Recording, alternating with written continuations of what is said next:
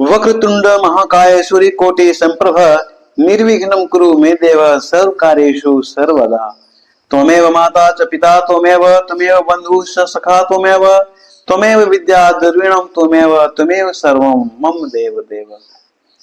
हे प्रभु, ज्ञानहीन, कर्महीन और भक्तिहीन होने के बावजूद आपके कथा का रसास्वादन खुद करते हुए और आपके भक्तों को भी आपके जीवन कथा का रसास्वादन कराने हेतु धर्म पथ पे अग्रसर हूं। कृपया अपनी कृपा समस्त भक्तों पे बनाए रखना। जय श्री राम। हमने यहां तक देखा था कि मिथिला नरेश राजा जनक का दूत अवध नरेश राजा दशरथ के पास संदेश लेकर आया था, पत्र लेकर आया था, जिसे पढ़कर राजा दशरथ इतना खुश हुए कि उसे शब्दों में वर्णन नहीं किया जा सकता।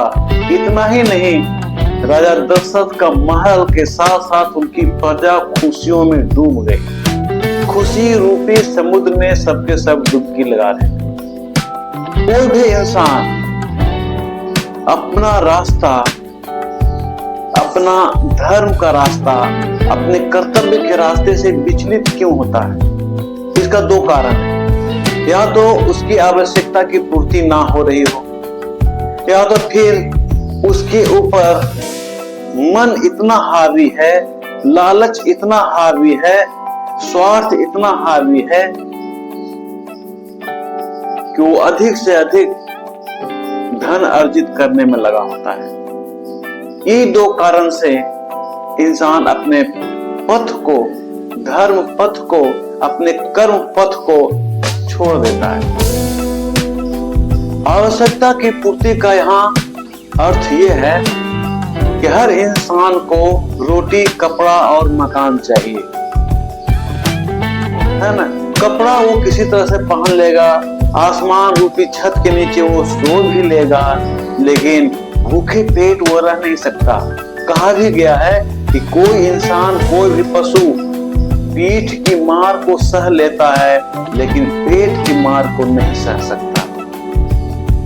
यही कारण है कि जो पेट छोटा सा है तो छोटा सा पार्ट हमारे बॉडी का, लेकिन हर तरह के कर्म कराने का उत्तरदायित्व इसी का है। वो हमसे कुछ भी कराने के लिए तैयार है और हम उसके लिए कुछ भी करने के लिए भी तैयार हैं। हमारी आवश्यकता का जो मूल जड़ है वो क्षुधा ही है, पेट ही है, और इसके वजह से हम कुछ भी करने के लिए तैयार हैं। लेकिन अगर हमारी आवश्यकता की पूर्ति हो जाती है तो फिर हम अपने पथ से विचलित नहीं होते। इसे आप एक छोटा सा कहानी से सुनिए। एक किसान था, उसके पड़ोस में एक बड़े घर की बहू आ गई और उसके पास बहुत सारा ज्वेलरी था, एक से एक ज्वेलरी था। अब किसान की पत्नी जब इस चीज को देखी तो उसके भी मन में लालसा जग गई कि काश मेरे पास भी ऐसा ज्वेलरी होता। किसी भी स्त्री के लिए ज्वेलरी बहुत प्यारा होता है, उससे वो छेड़छाड़ नहीं कर सकती। किसान को ये पता चल गया तो किसी ओकेजन पे उसने अपनी पत्नी के लिए ज्वेलरी बनवा दिया। पत्नी बहुत खुश हुई। फिर अगले साल फिर उसने ज्वेलरी बनवा दिया। फिर पत्नी बेहद खुश हुई। फिर अगले साल किसान फिर ज्वेलरी बनवा दिया। पत्नी बहुत खुश हुई। इस बार बोली कि आपको क्या हो गया, क्या आप हर साल हमारी ज्वेलरी बनवा रहे हैं? तो किसान हंसते हुए बोला, इसका जवाब तुम खुद ही दोगी। चौथा साल फिर किसान ने ज्वेलरी बनवाया। हंसते हुए उसने आवभगत किया किसान का और देवता समान उसे समझने लगा। मतलब कहने का ये हुआ कि पहले की तुलना में आवभगत, स्वागत, वैल्यू और ज्यादा देने लग गया। उसके बाद अपने मुख से बोलने लगी कि अब मुझे ज्वेलरी नहीं चाहिए। अब देखिए, एक स्त्री को ज्वेलरी सबसे ज्यादा प्यारा होता है और वो उसे किसी दूसरे को छूने नहीं देती। आज किसान की पत्नी कह रही है मुझे इतनी ज्वेलरी की क्या आवश्यकता है, इसे ये पता चलता है कि वो सेटिस्फाई हो गई है, अब वो संतुष्ट है, अब उसको ज्वेलरी नहीं चाहिए। तो जब किसी इंसान की आवश्यकता की पूर्ति हो जाता है और उसके अंदर जब स्वार्थ ना हो तो फिर उसे किसी चीज की आवश्यकता नहीं होती है और वो गलत रास्ता कभी भी अख्तियार नहीं करेगा, वो हमेशा सही रास्ते पे चलेगा। यहां देखिए, राजा दशरथ राजा जनक के दूत को एक से एक उपहार भेंट करते हैं, हीरे मोती जवाहरात उपहार के रूप में देते हैं, लेकिन मिथिला नरेश राजा जनक का दूत देवव्रत वो स्वीकार नहीं करता, साफ शब्दों में कहता है कि नहीं महाराज, ये हमारा अपमान होगा। अवध तो मिथिला के बेटी के लिए ससुराल होने जा रहा है, हम बेटियों के ससुराल से कुछ ग्रहण नहीं करते। आज के समय में देखिए, जमीन बेच के किसी को पैसे दे दे, लड़की वाला को दे दे, किसी को दे दे, तो ये भी नहीं कहेगा कि तुम रहोगे कहाँ, तुम ऐसा क्यों कर रहे हो। स्वार्थ है यहाँ पे। दूसरा रीजन, पथ को छोड़ने का स्वार्थ है। मैंने जब से होश संभाला है तब से हम अपने देश में इसी चीज को देखते आ रहे हैं। जब देखिए तो प्रतिकूल परिस्थिति, आजादी के बाद से हमारे देश में कुछ ऐसे लोग हैं ना तो अपना विकास करेंगे और ना ही देश को विकास करने देंगे। उनको चाहिए कि सबका मालिक मैं, बस हर जगह पूरी दुनिया में मेरी शासन हो। जैसे राजा रावण कहता था ना, मैं स्वर्ग का अधिपति बन जाऊंगा। हमारे देश में ये विडंबना है, आज के देश में अफसोस है, दुर्भाग्य है कि कुछ ऐसे लोग हैं। मजे की बात है कि उनकी संख्या भी अधिक है और हम लोग जो बुद्धिजीवी हैं इस बात को समझ नहीं पा रहे। स्वार्थ है, स्वार्थ के अंधा इंसान को कुछ नहीं सूझता, न तो विकास सूझता है, न तो धर्म दिखती है, न तो संस्कार दिखती है, न तो भला बुरा दिखता है, कुछ भी नहीं दिखता। उन्हें दिखता है तो एक ही चीज कि मेरे पैर के नीचे सब रहे, या तो फिर यहाँ से सफाया हो जाओ, खत्म हो जाओ। ये हमारा दुर्भाग्य है। यहाँ देखिए, मिथिला नरेश का दूत इतना संतुष्ट है कि धर्म पथ पे है, तो उपहार लेना नहीं चाहता। हीरे मोती जवाहरात का उपहार दिया जा रहा राजा दशरथ की ओर से, लेकिन क्षमा मांगता है, कहते नहीं महाराज, ये गलती हम नहीं कर सकते। इसका क्या कारण है? इसका कारण है कि मिथिला नरेश के राज्य में जितने भी प्रजा हैं सब संतुष्ट हैं और स्वार्थ से रहित है। स्वार्थ है ही नहीं। तो जहां स्वार्थ नहीं होगा और जहां के लोग संतुष्ट रहेंगे, संतोष की प्रवृत्ति रहेगी, वैसा ही राष्ट्र डेवलप करता है। ऐसे आवश्यकताएं तो अनंत है, हम अपनी आवश्यकताओं को हजारों लाखों जन्म ले लेकर भी पूरा नहीं कर सकते। अर्थशास्त्र में हमने पढ़ा था, एक अर्थशास्त्री का एक सिद्धांत था कि आवश्यकताएं अनंत है, उसे पूरा नहीं की जा सकती। लेकिन यहाँ तो आवश्यकता नहीं है, यहाँ तो स्वार्थ है, जिसके कारण पूरा देश ही नहीं पूरी दुनिया आज परेशान है। बस इस स्वार्थ के सवारी पर अधिकतर लोग बैठे हुए हैं और जो धर्म पथ पे चल रहा है, जो देश को विकास करने के लिए प्रयासरत है, उसे पथ से विचलित कर रहा है, उसे परेशान कर रहा है, उसके रास्ते में रोड़ा डाल रहा है, उसे तंग कर रहा है। राजा जनक के राज्य में स्वार्थ नहीं था, राजा दशरथ के राज्य में स्वार्थ नहीं था, सबकी आवश्यकता की पूर्ति हो गई। इस तरह से राजा दशरथ राजा जनक के दूत को वापस भेज देते हैं यथासंभव स्वागत करने के बाद, और राजा जनक का दूत कुछ भी स्वीकार नहीं करता। उसके बाद राजा दशरथ वशिष्ठ मुनि से परामर्श लेते हैं कि महाराज आप ये बताएं कि शादी का जो प्रस्ताव आया है वो कब होगा, उसका तारीख क्या है, दिन का है, मुहूर्त कब है, शुभ मुहूर्त कब है। वशिष्ठ मुनि तुरंत बताते हैं कि बस आज से तीसरा दिन 12 बजे के बाद, इससे शुभ मुहूर्त नहीं है, इसलिए आपको यथासंभव जल्द व्यवस्था करना होगा और तुरंत जनकपुर चलना होगा। वशिष्ठ मुनि भरत को ये उत्तरदायित्व देते हैं कि भरत ये तुम्हारा काम है, और भरत सहर्ष स्वीकार कर लेते हैं कि हाँ मुनिवर, ये 3 दिन मेरे लिए काफी है कि मैं कर लूंगा। और तीसरा दिन आता है, राजा दशरथ चतुरंगिनी सेना लेकर जनकपुर पहुंचते हैं।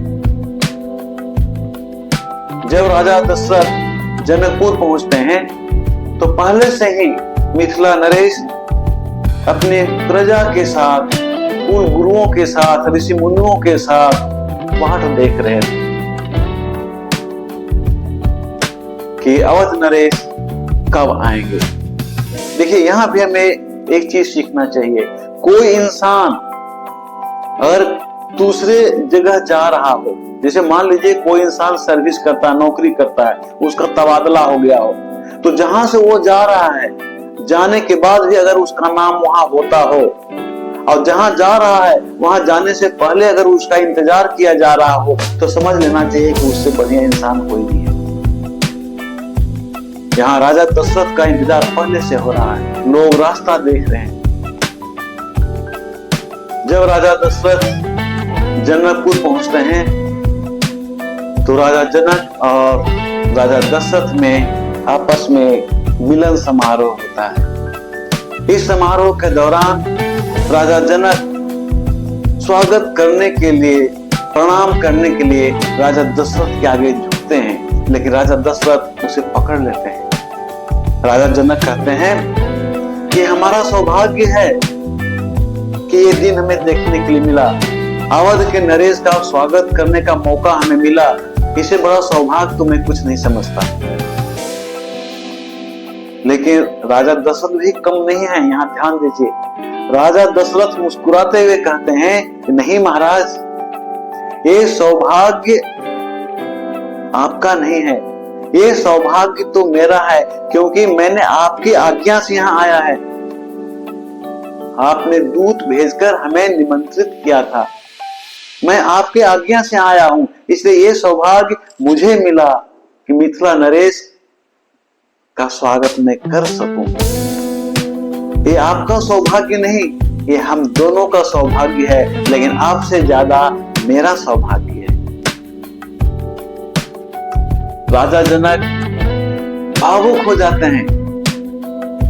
देखिए जो इंसान सही होता वो कभी भी अपने आप को ऊंचा नहीं मानता है। आप समाज में देख लीजिएगा, आप घर में देख लीजिएगा, कहीं भी अगर वो सही में इंसान है तो, सही में योग्यता रखता है तो, सही में जानकारी रखता है तो अपने आप को कभी बड़ा नहीं कहेगा, हमेशा छोटा कहेगा। राजा जनक अपने आप को छोटा कह रहे हैं, अवध नरेश राजा दशरथ अपने आप को छोटा कह रहे हैं। राजा जनक भावुक हो जाते हैं और कहते हैं नहीं महाराज, ये आपकी विनम्रता है, ये आपकी महानता है कि आप कहते हैं कि मुझसे मिलकर ये आपको सौभाग्य मिला, ये दिन आपके लिए सौभाग्य का दिन है। जिस तरह से पारस के छू जाने से लोहा सोना बन जाता है, जिस तरह से एक तालाब का पानी, एक छोटी नदी का जल समुद्र में मिल जाने से वो समुद्र का रूप ले लेता है। जिस तरह से एक निर्मल जल का बूंद दूध में मिल जाने से वो दूध का रूप ले लेता है, ठीक उसी तरह से मैं मिथिला नरेश अवध नरेश के साथ मिलकर मेरा किस्मत खुल गया, मेरी वंश की प्रतिष्ठा और बढ़ गई।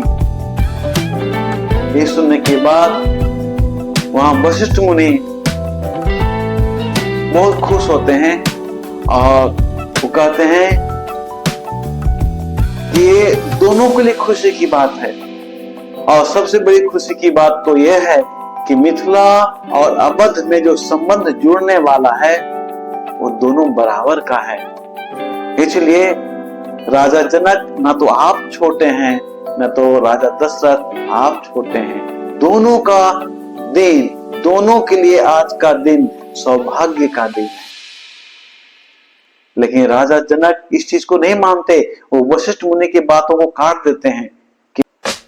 राजा जनक कहते हैं कि नहीं मुनीश्वर, हम दोनों बराबर कभी नहीं हो सकते, हम क्षमा चाहता हूं इसके लिए। राजा दशरथ को जनक की बातों को सुनकर बड़ा आश्चर्य होता है। वो कहते हैं ये आप क्या कह रहे हैं, किस चीज की क्षमा, आपने क्या गलतियां की है? राजा जनक कहते हैं हे अवध नरेश, मैं कन्या का पिता ठहरा। कन्या का पिता छोटा होता है और आप वर के पिता हैं, वर का पिता बड़ा होता है और आप अवध नरेश भी हैं। मैं तो आपके सामने एक सेवक के समान हूं। सोचिए जरा, इसको कहते हैं महानता, इसको कहते हैं संस्कार। कोई अपने से खुद ये नहीं कहता कि मैं तुमसे बड़ा हूं, मैं तुमसे बलवान हूं, मैं तुमसे धनी हूं, मैं तुमसे ज्यादा जानकारी रखता हूं। जिसके पास सही में जानकारी होती है, गुण होता ना, वो झुक जाता है जैसे फल के बोझ से डालियां झुक जाती है। तो ध्यान दीजिएगा, यहाँ पर राजा दशरथ कैसा जवाब देते हैं। हम सभी को यहाँ से सीख लेने की आवश्यकता है। राजा दशरथ मुस्कुराते हुए कहते हैं कि आपने सही कहा, हम दोनों में बराबरी हो ही नहीं सकती। राजा जनक सुनकर बहुत खुश होते हैं कि वाह, अवध नरेश हमारी बातों को मान लिए। मैं छोटा हूँ, मैं उनका सेवक हूँ, वो मान लिए हैं। अवध नरेश हमसे बड़ा है, इस चीज को उन्होंने स्वीकार कर लिया है। बहुत खुश होते हैं वो। लेकिन राजा दशरथ की बात को तो सुनिए। उन्होंने कहा ठीक कहा आपने, हम लोगों में बराबरी नहीं हो सकती। बिल्कुल सही कहा आपने, क्योंकि आप कन्या के पिता हैं और मैं वर का पिता हूं। आप कन्या हमें दान दे रहे हैं और मैं आपसे कन्या लेने आया हूं। आप दाता हैं, मैं एक याचक के रूप में हूं। हमारा धर्म भी कहता है, हमारा शास्त्र भी कहता है कि दाता के अधीन लेने वाला होता है। इसलिए मैं तो आपसे कन्या लेने आया हूं, मैं एक याचक हूं। आप दाता हैं, आपके अधीन में हूं, आपसे मैं बड़ा कैसे हो सकता? ध्यान दीजिए इस बात को। अब आज के समय में हम लोग सीना चौड़ा करके जाते हैं कि हम तो वर पक्ष वाले हैं। सम लाइन लगने चाहिए। कन्या दान से बढ़कर दुनिया में कोई दान नहीं है, कोई दान नहीं है। जो सबसे बड़ा दान दे रहा हो वो सबसे छोटा कैसे हो सकता है? आज समाज में कहां से देखने के लिए मिलेगा? ये सब तो लुप्त हो चुका है। हमारे समाज में तो बस एक ही चीज है, सबसे बड़ा मैं हूं, हमारे नीचे सब तुम लोग हो, सब हमसे छोटा हो। इसी की लड़ाई तो दुनिया लड़ रही है, स्वार्थ की लड़ाई दुनिया लड़ रही है। जो कुछ है मेरा, मैं बड़ा हूं, तुम छोटा। इस प्रकार सभी बारातियों के साथ अवध नरेश विश्राम गृह में चले जाते हैं।